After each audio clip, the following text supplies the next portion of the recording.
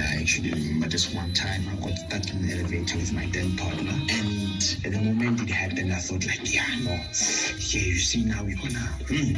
It turned out that the person was actually claustrophobic. You guys, it was crazy. She was sweating, almost fainting. Vow Breakfast. Weekdays, 7 to 9 a.m. Vow 88.1. Good times, good music, for good. Business Buzz on Vow 88.1, the home of the business-minded individual.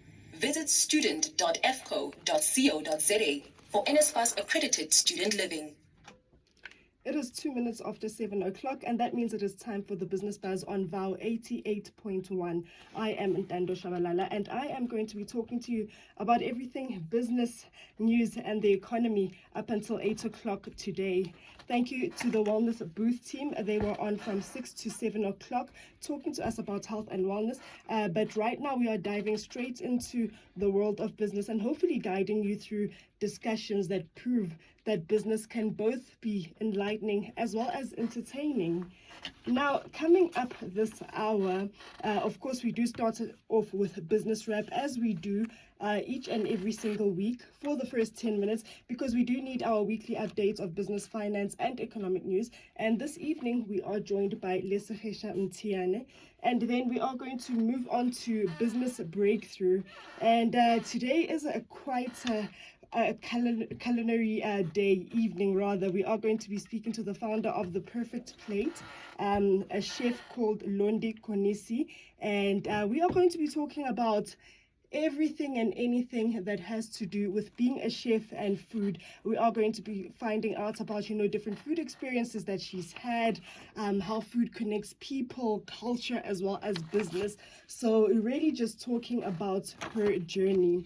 And then straight after that, we are going to move on to Innovation Insights.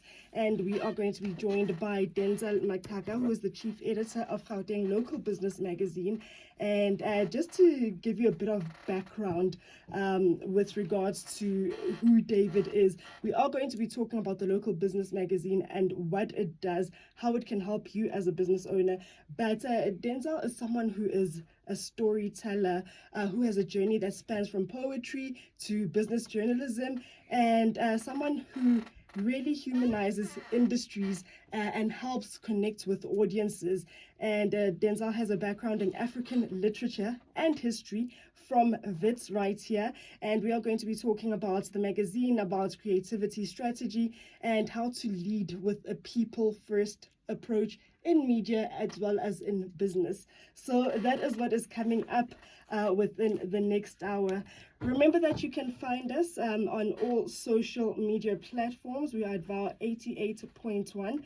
Make sure that you keep growing with us right here on Vow until 8 p.m. Business Wrap on the Business Buzz.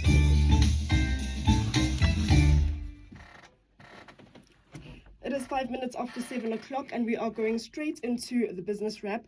We do have Lesegesha Mtiane joining us here in studio. Thank you so much and welcome, Lesegesha. Only a pleasure, Ms. Shabalala. Good evening to you and your listeners. So, Lesegesha, last week we really had a very interesting conversation about wealth, and we moved on to wealth in the African context. Are we having a continuation of that today? It's more an expansion than a continuation, but yeah, it's under the same umbrella. Okay, well, over to you. I think, again, my proverbial start, what inspired the topic, I'm going through my morning statuses, I'm preparing 5 a.m. gang, and everybody's posting adverts of this car that never advertises, the Porsche. Okay. Day one, I see it and I'm like, okay, that's interesting. Day two, I'm like, oh, you too, you also want the Porsche. By day three, I'm like, what's happening now? Everybody wants a Porsche, And I thought to myself, Ngati is the new GTI. What happened to just wanting a nice GTI and then just a GTI. Just the GTI. And today I decide maybe let me look into it a bit deeper. And it turns out that VW owns Porsche. They do the manufacturing, various lines of Porsche, not all of them, but the main ones that we see. And I thought that's quite interesting, and it's even interesting that I linked it to the GTI. And then I think a friend posted that they have their master's will they be able to afford a Porsche? And they posted a ChatGPT response that said, not with your masters only. And I thought, wow, how poor are we, the current generation? I mean, our parents were teachers, principal, nurse, that sort of thing, but they were able to build a life for us. And that then sent me on sort of a mission or a thought process that asks the question, how is it that when you talk about wealth, a little over 2 generations ago, because I don't think even the previous generation experienced what the previous 2 generations had. Even till today, you hear of a lot of people, KwaZulu, that have got more than 100 cows, 50 cows, that sort of thing. But you never really count that as wealth. Kids that come to universities, their grandmother has to sell a goat to pay registration fees. And out of curiosity, you ask, how many goats does your grandmother have? And it's 20, it's 30. But this person identifies as poor, by the way, So I thought, what goes into that? Why do people that have got so much livestock, so much asset wealth count themselves as poor? And I think, again, it then continues the conversation that we've been having. We essentially don't recognize that sort of economic system. And I think I then just wanted to more point out to it. But I think I want to take an interesting perspective more than just shine light to it. Do we or are we in line to have exponential wealth? Will we ever reach a stage, Ms. Shabalala, where a gift registry looks like 4 buffaloes, 3 rhinos, and a leopard? That's what I want for as a wedding gift, as a birthday gift. A Porsche. All these Porsches that are on my status, are we going to perhaps see them at my 40th birthday celebration? Everybody parked there in my Porsche. And so we're going to go into the mindset and maybe just some of the factors that speak to that exponential African wealth that we have experienced before. I like where this conversation is going already, right? But I want to speak of wealth because you said then, obviously when our parents, for example, grew up and our grandparents, wealth could be, cattle, goats, etc., things that we don't consider today. Can you just tell us exactly how wealth systems were structured then? Was it just, for example, livestock? Was there any other measure of wealth? Yeah, there was more than just livestock. And I think I'll try as far as possible to contrast it to us today. And maybe the listeners can just go through their personal balance sheet and see how many of these items you have. So starting with the famous one, cattle, Buhle Bendoda, inkomo zakhe. Yes, cattle functioned as a store of value. And interestingly today, as a store of value, we use gold. Now, you need to ask yourself, how much gold do you have? I know when I read the Bible, they say in a year, Solomon would receive, I think, 600 talents of gold. And I think 1 talent is something like 1,000 kilograms of gold, which I thought, whoa, how are they just brushing over that? It serves as a medium of exchange. So for medium of exchange today, we use cash as we used to it. And we also, for example, we would still exchange cattle in lobola negotiations, for example. And then finally, as a productive asset. Now, as a productive asset today, we're talking business, we're talking... look, your job can't be the productive asset, especially because labor is going to come in later. So cattle is a very popular one, and I think that's why I wanted to expand on it. So already when you look at your personal balance sheet, most of us don't have a plan to own gold. A lot of us just maybe plan to own cash, and that's it.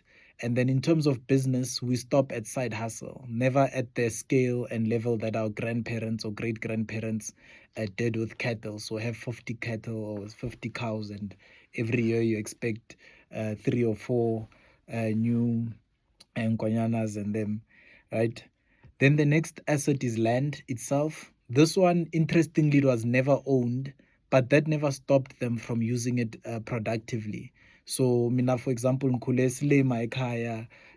making sure that, we tend to the fields and we've got mealie crop. Famously, if we still go home, you come back with mangoes and mealies, and, the Limpopo crew is famous for that.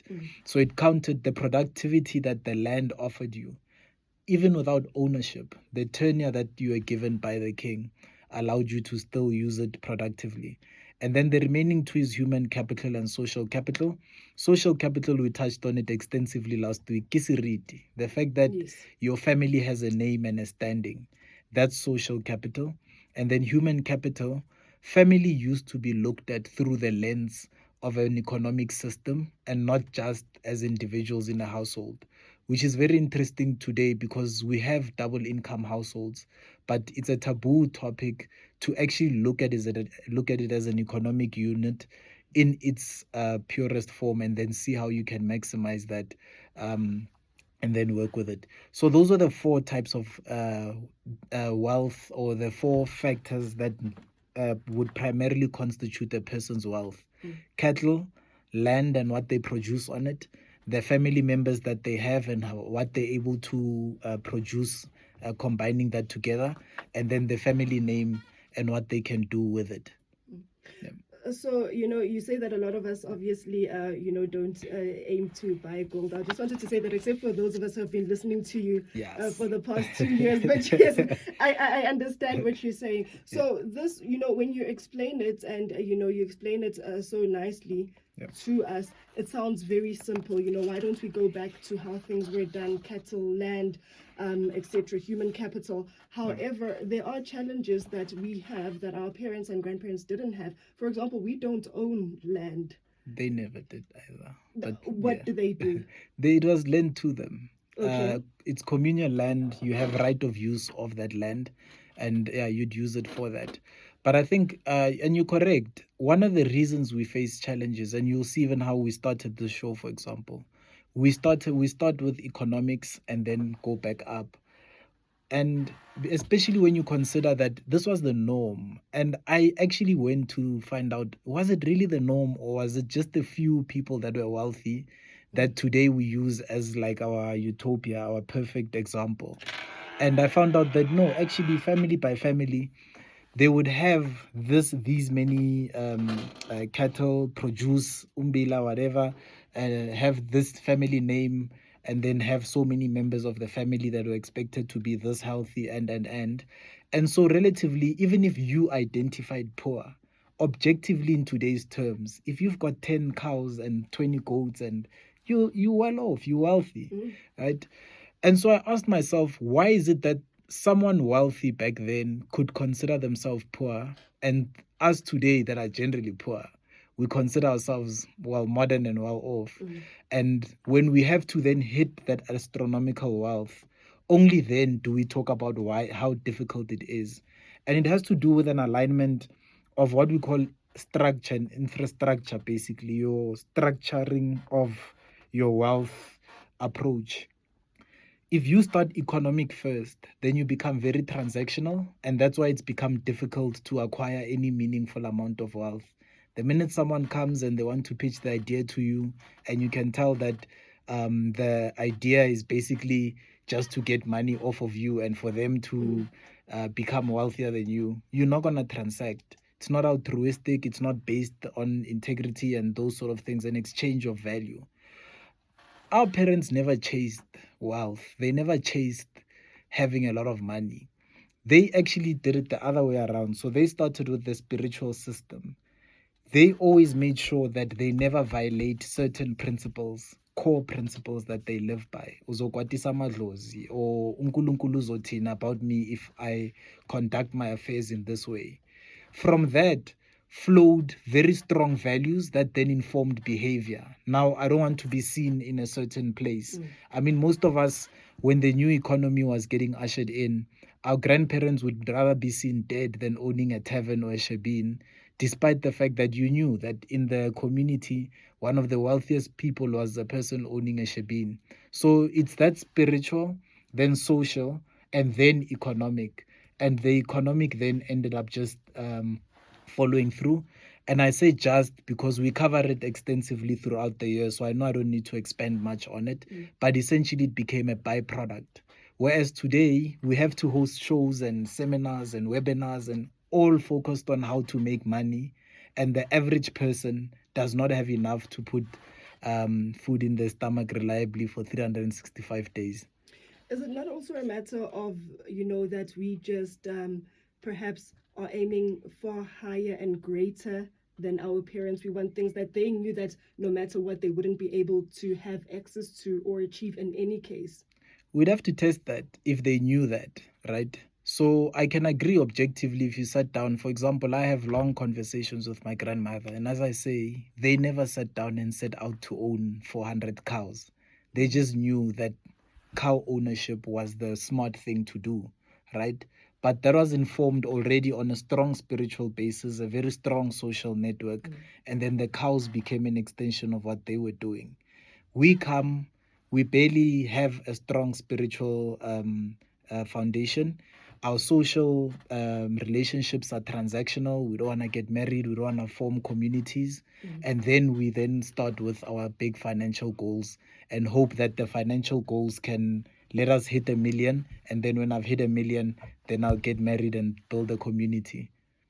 Okay, so we've spoken about cattle, we've spoken about land. I just want to go back to what you mentioned with regards to social capital, which we obviously, discussed in detail last week. Yep. But you said that it does have a lot to do with your family name, Yep. and the respect that comes with, a person's family name. And, we also spoke about how it's based on community and trust. What kind of businesses, for example, could one perhaps open today? How does that relate in today's context? The reason I'm asking is because when I think of community and I think of trust, and what that would look like in 2026, I think of businesses like Airbnb. I think of businesses like Uber, for example. Am I in the right direction, or is it something completely different? It's fundamentally different. The end business might still be the same, right? So if you think of, as you say, your Ubers, your Airbnbs, you don't go through a trust process whether you should trust your Uber or not. So that's now where we talk about failure pricing and route repair, Yes. what have you. So an app would have hacked all the trust mechanisms until you realize, oops, I'm in the wrong Uber or I'm in the wrong Airbnb. Which is also one of the outcomes of this transactional type of wealth building. You don't keep that customer long. On the other hand, you can go into any business. It then becomes, how do you conduct your business? Do you conduct your business with an aim to milk your customers dry? Or do you conduct your business with an understanding that it's an institution that exists in a community and it exists as a result of the community? So the example last week with my uncle giving bread to community members that don't have money. Fundamentally, he's opened a business so that he can serve his community. And when people don't have money during the month, it's not that he's giving away the stock and Lord bless me, It's I'm giving away the stock because they need it and I know they're good for it. It's just that time of the month. What do we do in today's business? It's that time of the month and we say to the customer, hey, sorry, if you can't afford, maybe you're not my target market. Just to touch on that as well, why I say it's any business, a simple thing. I needed a DJ to hire a DJ, and I asked a friend. That's already a trust mechanism going on. I could have gone online and researched DJs and then take the one with the best TikTok page or the best whatever social outreach page. I went to my trusted network. A friend gave me a friend's contact details. I called him, he sent me an invoice, and then I was happy to use him. Then he underquoted. I said to him, listen, I'm going to pay you what you're worth, not what I see on the quotation, because I don't want you tomorrow when you find out who I am and you say, this guy paid me, it's in my best interest that I pay you how I value you, But then I went back to the referrer and I was like, listen, please don't be surprised if your friend comes back and says 1, 2, 3, whatnot. I wasn't happy with what he invoiced me, so I paid him more, Okay. And then he was like, no, but I negotiated a price for you because I'm his friend, because you're my friend. Okay. And what was in play there, which happens a lot, if I get a phone call and the person says I was referred to you by Untando, I'll give them social capital.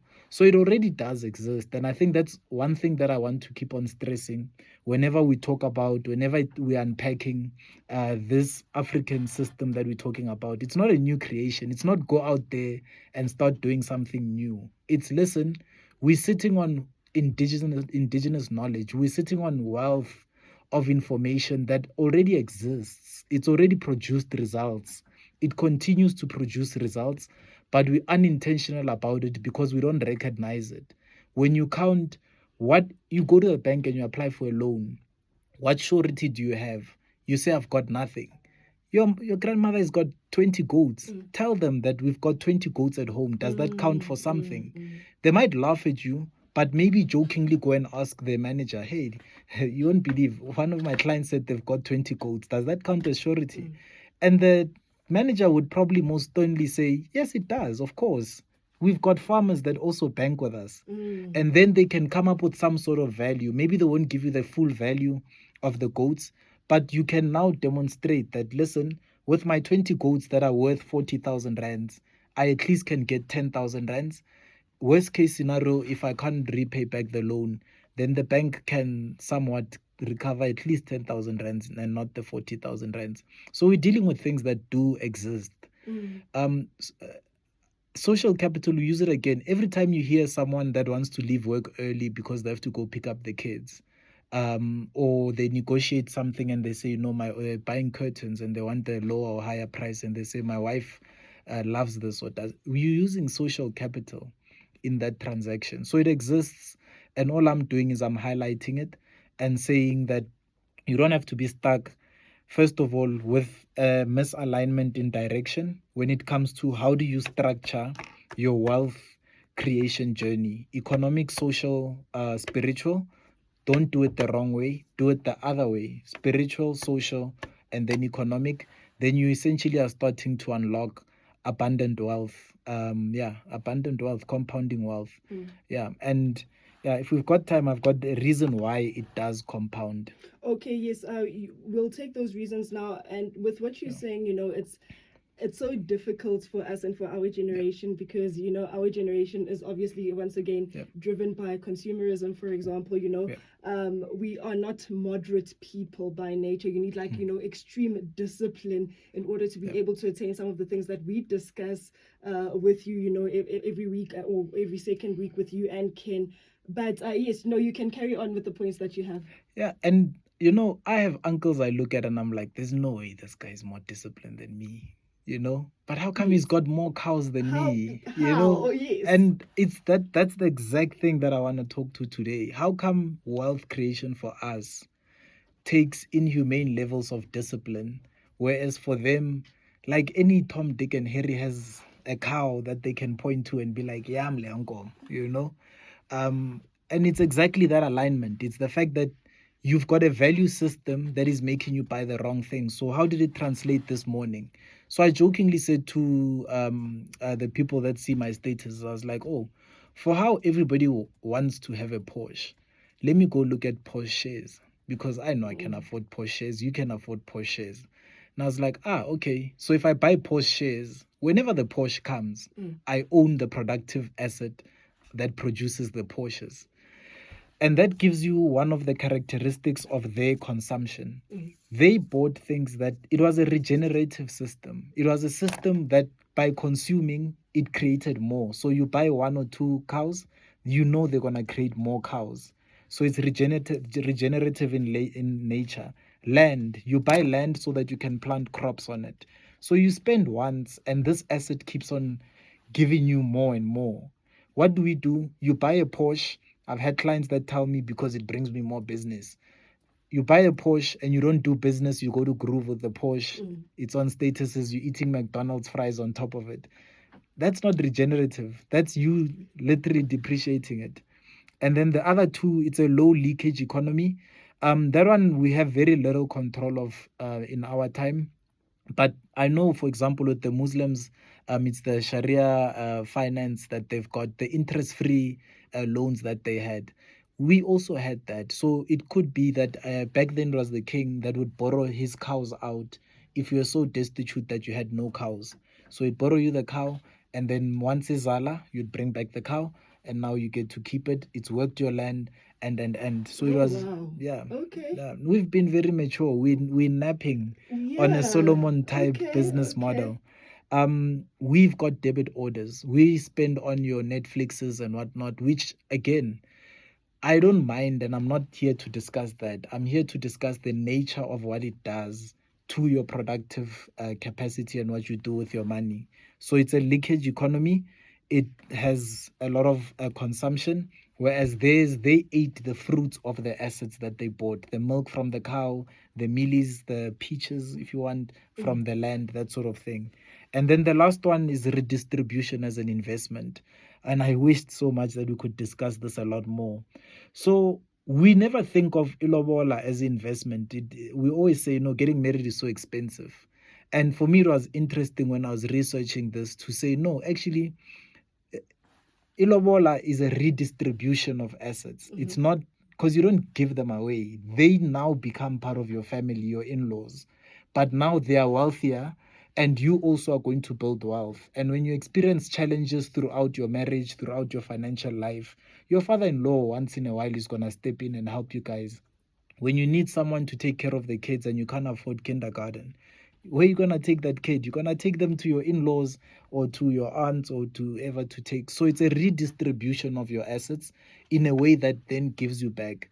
Once you spend like that and you live in an ecosystem like that, especially, again, I repeat, it's not the economy first. So it's not the undisciplined person saying, I want to be rich. It's the undisciplined person knowing that he cannot pee in public. Or it's the undisciplined person knowing that he cannot not have a cow if he wants to be taken seriously in this community. It's that person participating from a spiritual and a social level at the basic entry level of this community. And from that, the economics happen. By him having a cow, and even if he keeps it in my kraal or with my cows, when it produces, I know it's his calf, and he knows it's his calf. His wealth is compounding without him needing any discipline. The land, the same. If you work it, if you've planted the seeds, and once the fruit trees are mature, every year they're going to produce mangoes and avocados, and you'll at least have a mango and an avocado to eat every year. And again, if you've built a good name, there's always someone that's willing to help you by the road, that sort of a thing. So it's a regenerative system. It's not there's no better way to explain it. It's not a consumption-based system, and that's just the nature of it. And yeah, it is what it is. It just keeps compounding on itself. I've never heard anyone describe lobola as redistribution. I can see how that can be an investment. But just before we end up, because we do have only about less than a minute left, would then, using that same example, if I were to, for example, invest and take my hard-earned money in some way uplifting my community, for example, building a youth center, building tennis courts, would that count as redistribution as well? Because the upliftment of my community would help me, it would help my husband, my children, it would impact us directly. With less than a minute, I would say it's not uplifting the community, it's uplifting yourself. Yeah. Don't transactionalize it. If I build the community center, will it help my community? No. I'm going to have kids. My kids are going to need a community center. Let me build the community center, and then I look after it so that when my kids come and need it, it's going to be there. All right, understood. And just as we end off, you did start off by saying that and we know that you are someone who knows that very, very well. Why were you hiring a DJ again for next week? Ninyeg, you're not invited. What's happening? Man. I finally finished a 2-year journey. Yeah, a 2-year journey. And the beginning of a new journey. The beginning of a new journey. Okay, so next week it is happening. I'm not inviting anyone. No, but congratulations to you. Congratulations to your wife and to your families. I hope everything goes absolutely well next week for you. Thank you very much, Ms. Shabalala. And to the listeners, thank you very much for the 2 years that you've built me. All right, so that is how we end the business wrap. I'm sure you have figured that we are not going to be speaking to Lesegesha next week, but we will speak to him again in 2 weeks. We are going to take a quick break, and when we come back, it is time for Business Breakthrough. Business Wrap on the Business Buzz.